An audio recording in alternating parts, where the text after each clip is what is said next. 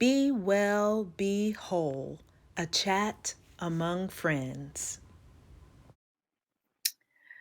Hello, this is an impromptu conversation with a dear friend of mine, and I'm calling this segment in the meantime a chat among friends. Hey, Jess. Hi, Loranda. Jess and I have been friends since our first day of seminary in 2015. Long time ago, it feels like. It feels like a lifetime ago. And um, Rocky Major is another component of this group who could not be with us for this particular conversation. But when we graduated from seminary at Candler School of Theology together, Jess, Rocky, and myself agreed that we would maintain this covenant friendship and as accountability partners and friends in and colleagues, and so we bounce ideas off of each other. We talk about different and difficult situations, Mhm. primarily to do with our professions. Jess is the youth pastor at St. Mark United Methodist Church in Atlanta, Georgia. And I'm very excited that she decided at the last minute to have this conversation with me. So I'm talking a lot, but I just wanted to preface all of that. But earlier today, last night, I posted the most recent Be Well, Be Whole video in which Dr. Emmanuel Larte and myself are talking about um, facing reality. Um, and it's a good conversation. This is an in addition to that conversation, in addition to. But in listening to that conversation, and I hope y'all go listen to it, I realized that it may have left out a very important point that I want to discuss with Jess, and that is what we say in that video is that in order to um, cope properly in life and to be well and to be whole, we have to first face reality, which is true. However, life for the past year has been extremely, extremely difficult. And I realize that some of us may not be able to do that. And that's what I want to discuss with Jess. So, Well, first, I want to say, Loranda, that last minute or planned well in advance, it's always very nice to talk to you. And I'm very honored to be having this conversation with you. And I just think that your work is needed in this world and that you are filling a gap and a breach, and that it is a good thing and a wonderful thing to watch.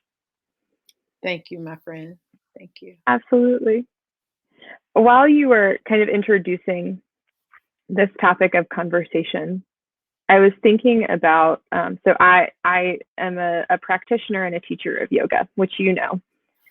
Hmm. And I was thinking about one of the limbs of yoga. The first limb of yoga is the yamas, which we talk about being universal moralities. Mm. And these are broken up into several of the yamas. But the very first of the yamas, so the very first of the very first in yoga, is ahimsa, which is nonviolence or Mm. nonviolent attachment. And I think that I want to just Non-violent, I'm sorry, non-violent detachment. attachment, Attachment. Okay. attachment. Yes. So or like compassion, if we want to take the violent piece out of it. Okay. Um, and I want to just bring into this space with us in this conversation that first and foremost, the first of what we should be doing every day, regardless of kind of what state we are in the world, is we should be acting in a nonviolent and compassionate way towards ourselves in order that we might enact compassion and nonviolence on the world. And I think that as we think about being in spaces where we don't feel like we can face reality now or yet or ever, I think that the first thing that I would say is that we have to practice ahimsa. And it's a muscle. We have to stretch this muscle because we're not naturally good at being self-compassionate. Yeah. Yeah. I wonder, that self-compassion for the person. Okay, so there are these poles, right? Yep. So there's the person who's inclined to show more compassion for others than for themselves. Then there's the other pole that there's this person who, and thinking that they are being self-compassionate, are actually being self selfish, maybe. selfish, self-absorbed. You know what I'm saying? I know what you're saying. Yeah. So I love the idea of self-compassion. I wonder if, well, I guess that presumes that we understand what is meant by compassion. Yeah, absolutely. And I think that certainly in the practice of yoga, I think in also in the practice of Buddhism as a religious tradition, we see compassion for all living things in a very explicit way that we don't necessarily see reflected in the same capacity in Christianity, at least in our kind of Western flavor of Christianity. Right. And I want to kind of also bring into this space, I am a very proud member of the United Church of Christ, but currently am serving in the United Methodist Church. And one of the things that John Wesley talks about is do no harm. Right. And then the second piece is do good. Right. And the third piece of that Wesleyan kind of triad is for the purpose of staying in love with God. And so I think that in nonviolence and doing no harm, they can't just kind of like float in the ether without an anchor of some kind. And I think that it's the no harm with the good that is the really critical piece, and that those two things are acting together for purpose. And so I think that, it coming back into what does it mean for us to not be able to face our reality now, yet, ever. I think that we have to figure out how to say, in order to do good for myself, I cannot do myself the harm of feeling shame or guilt. I was just thinking that, and there we have to destigmatize one's efforts in taking care of themselves, and one way in which people sometimes have to take care, we have to take care of ourselves, is in saying, I can't do this right now. I just can't. And space. So there's this, synergy that must occur on behalf of one another. Give people the space to say, I can't really face this right now. Yep. Um, but also the one who has to say that, give space for themselves. Yeah. And be, I think that's the good. I think that helps facilitate the good in that process, to not feel guilty, to not feel shame, and saying, I really can't do this right now. And that's a reality. That's another component of facing reality, and knowing that, okay, I can't do this right now. So let me conduct myself in a way that does not affect others, um, Yeah. or does not, or with as little impact upon others as I can right now. Is that, what do you think? I think that's great. And I think that that brings into the conversation a really wonderful invitation to observe boundaries with yourself and others.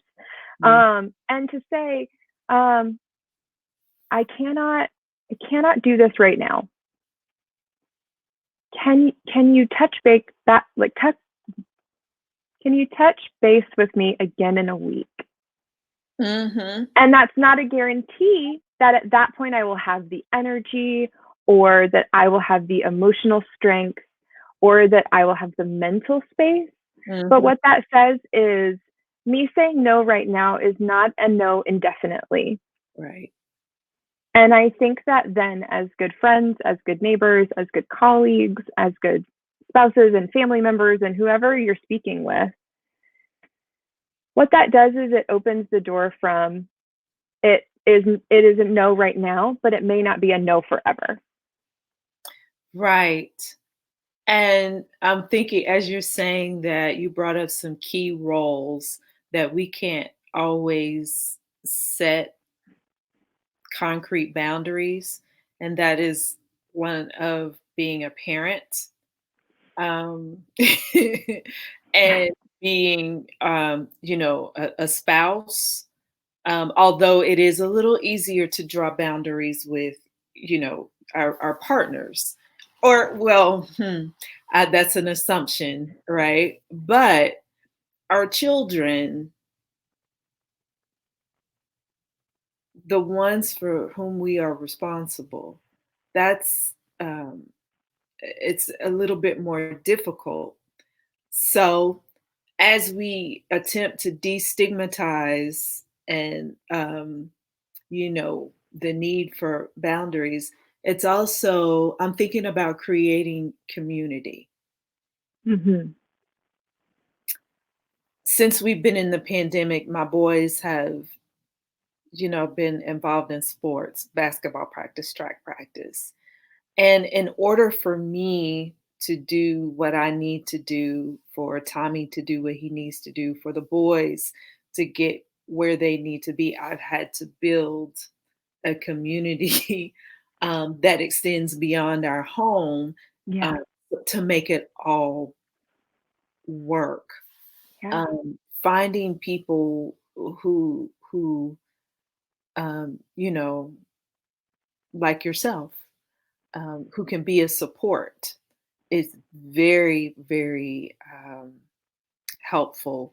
A very helpful in the meantime strategy. Yeah. Absolutely. And I think that one of the great gifts of pandemic, I think for me, if we like are drawing silver linings occasionally, Mm, is that you and Rocky and I have figured out how to do like our gatherings via FaceTime. right, right. And we all live a fair distance from one another. And in the great before times, and hopefully one day in the great after times, capital A, capital T, um, we live a fair distance from one another, and we are committed to gathering together. But we know we all know that life is busy and we all have commitments. We have jobs, we have people for whom we are responsible. And it is a great gift to be able to say, here is a piece of technology that I have, and I can set aside time with my friends for 30 minutes, 45 minutes, and that fills my bucket. Yeah. And we don't have to figure out how to plan, because when the three of us get together, we get together. Like, it's not a short gathering. It's not. And prior to COVID, I mean, there's a meal, there's, at a great Atlanta restaurant, there's all, um, a walk in the park, there's, these wonderful things.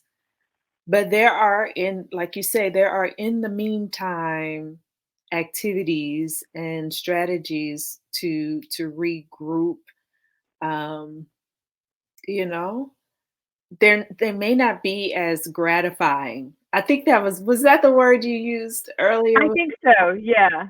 Um, they're not as gratifying, but it's better than better than nothing. It's better than nothing. And I think that we can't underestimate that. And right. We can't underestimate better than nothing. This is true. Because we might look back, hindsight is always 2020. Always.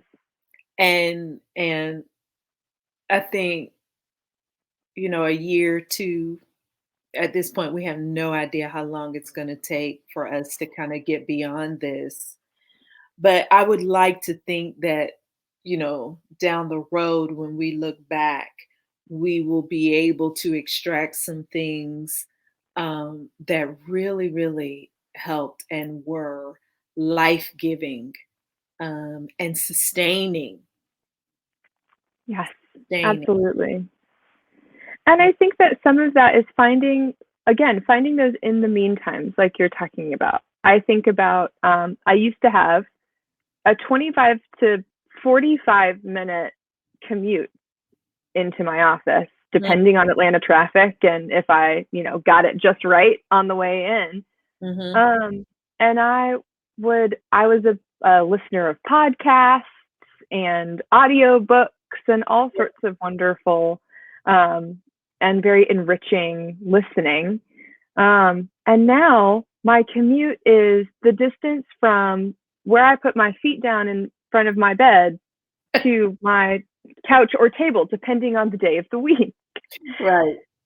And so I think, another in the meantime practice for me has been saying, okay, well, my commute, let's even say it took 20 minutes, which never in Atlanta has it ever taken me just 20 minutes.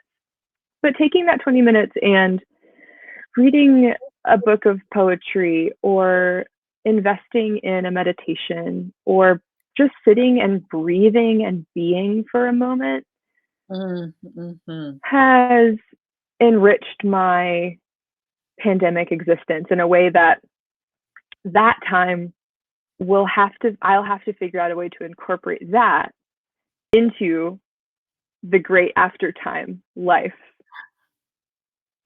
Isn't that something? Yeah.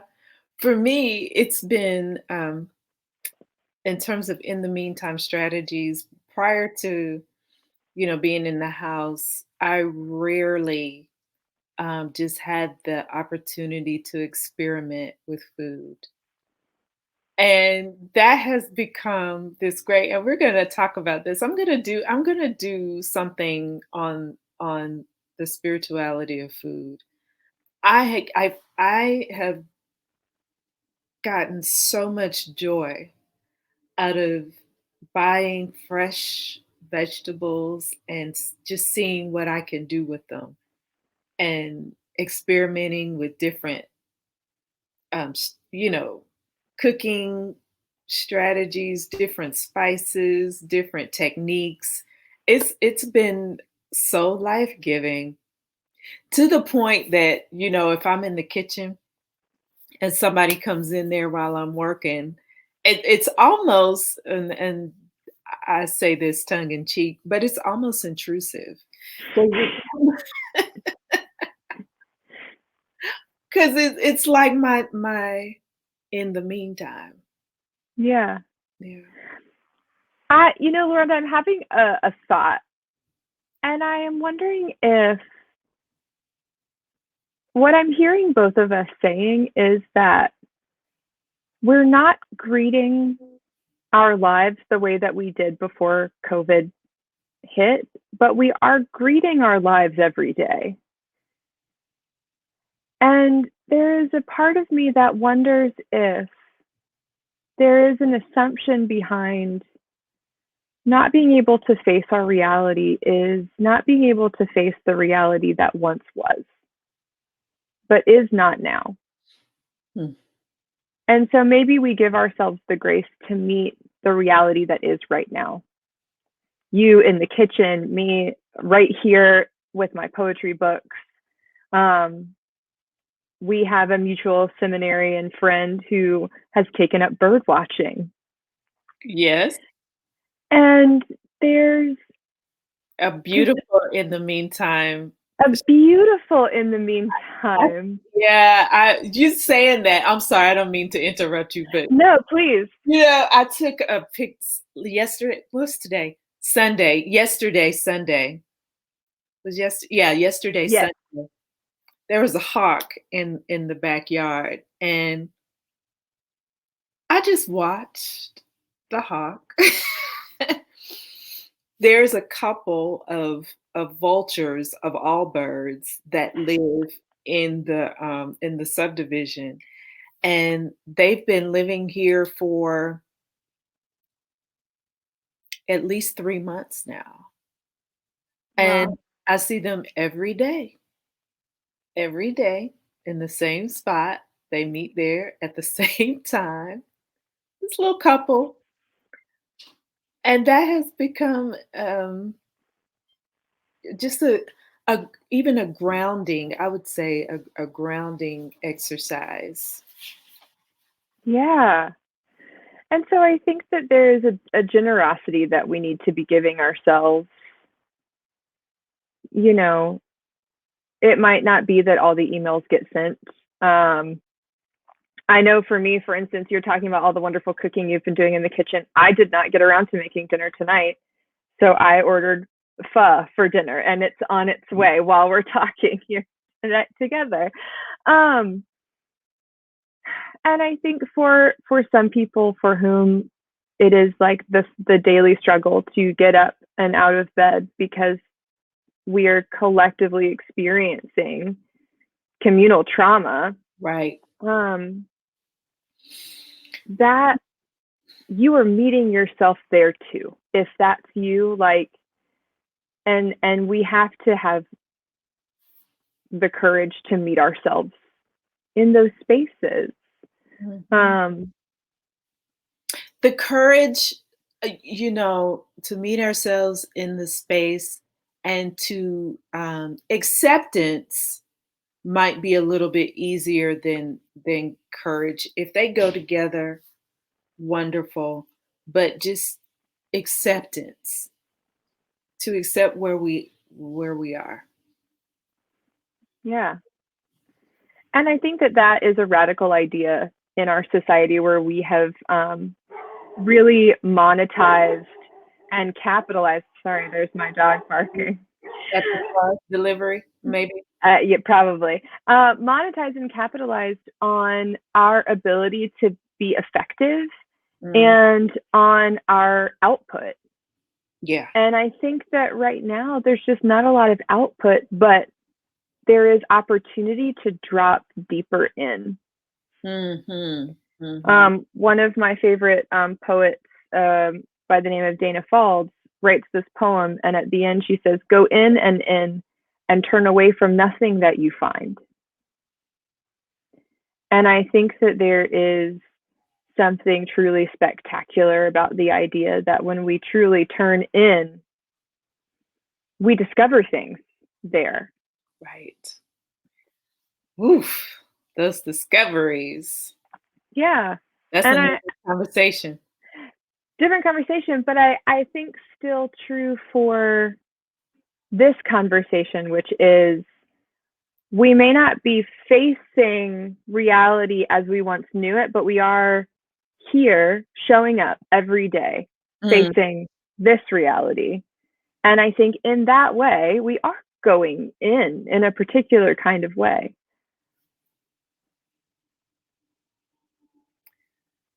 When you say that, it makes me think of Eckhart Tolle. Oh gosh, the book is the name is escaping me right now, but he talks about the only moment we truly have is this one right here. That's it. The previous moment is gone. Tomorrow is not yet here. Operating in any of those spaces is likely to be anxiety producing or a re-traumatizing. Yeah. So another in the meantime strategy is to stay right here. Yeah. Yeah. Yeah. And I think that, people say like, if we're not thriving, then we don't want it. But I think that right now, like surviving, like we're surviving and like we get a pat on the back for that. We sure do. Yes, we do. Yep. We get a pat on the back for getting up in the morning. That's right. Yep. We sure do. That's right. That's right. And I think that that is like to bring our conversation back around. I think that in and of itself is nonviolence. I think that that's compassion. Is the I'm going to celebrate absolutely every small win that I come across because I deserve it. Yep. And be unapologetic about it. That's right. That's right. Yeah. Yeah. There's nothing wrong with saying I deserve. There's That's right. arguments, but I don't. There's nothing wrong with it. Mm-mm. I totally agree with you wholeheartedly. Yeah. Wholeheartedly. Yeah.